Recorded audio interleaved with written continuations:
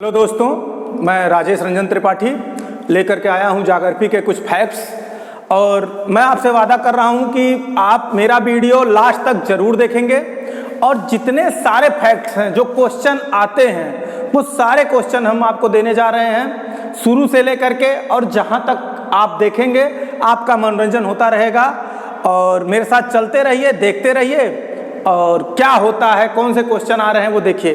देखिए, ज्योग्राफी की जो शुरुआत है, वो शुरुआत जो है हेरोडोटस ने सबसे पहले की और इरेक्टोस्थनीज को इसका जन्मदाता माना जाता है। हम बात ये करते हैं कि भूगोल को कहाँ से लेकर के आया गया, कहाँ से हमारे विश्व की संरचना हुई, हम कहाँ हैं पूरे ब्रह्मांड में, हमारी स्थिति कहाँ है, हम कितने बड़े कितने छोटे हैं, ये चीज़ें इस वीडियो में देखते देखते आपको जरूर पता चल जाएगा।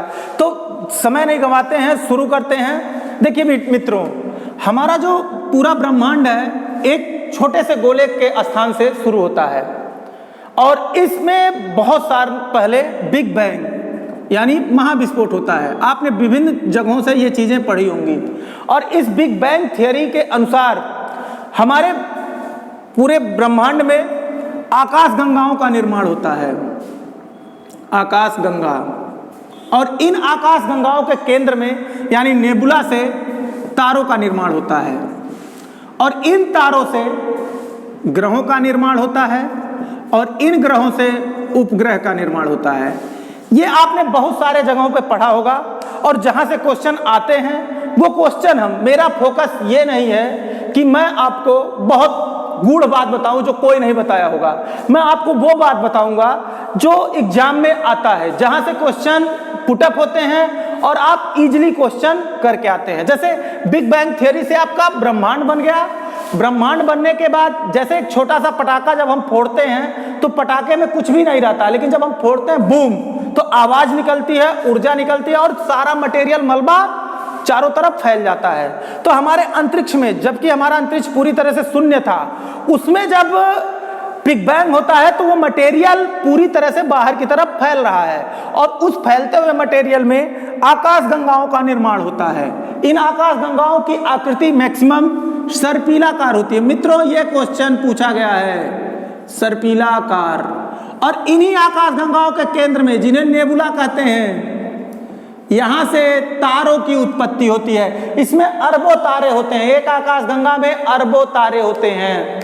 और इन्हीं में से एक आकाश गंगा है जिसको हम कहते हैं मिल्की वे या दुग्ध मेखला या मंदाकिनी। और यही हमारी आकाश गंगा है जो एक पट्टी के रूप में रात में हमें दिखाई देती है। इस पट्टी के रूप में आकाश गंगा के जो केंद्र है, इसी केंद्र से हमारे तारे की उत्पत्ति हुई है।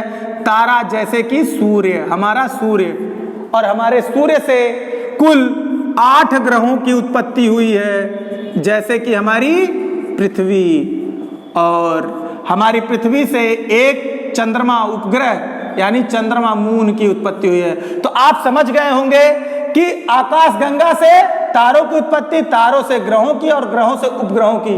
मित्रों, एक बहुत अच्छी बात यह है कि हमारी आकाश गंगा ब्रह्मांड का परिक्रमा करती है, हमारे तारे हमारी आकाश गंगा का परिक्रमा करते हैं, हमारे ग्रह हमारे तारों की परिक्रमा करते हैं और हमारे उपग्रह हमारे ग्रहों की परिक्रमा करते हैं। यानी सीधी सी बात है, जो जिसकी उत्पत्ति, जहां से जिसकी उत्पत्ति है वह उसकी परिक्रमा करता है। जैसे हम अपने माता पिता के परितः, मतलब अपने जीवन भर अपने माता पिता के इर्द गिर्द बच्चे रहते हैं, उसी तरह से हमारे ग्रह उपग्रह जो भी हमारे तारे हैं, वो जहां से उत्पत्ति होती है, आकाश गंगा से तारों की उत्पत्ति होती है, तारा आकाश गंगा की परिक्रमा करेगा।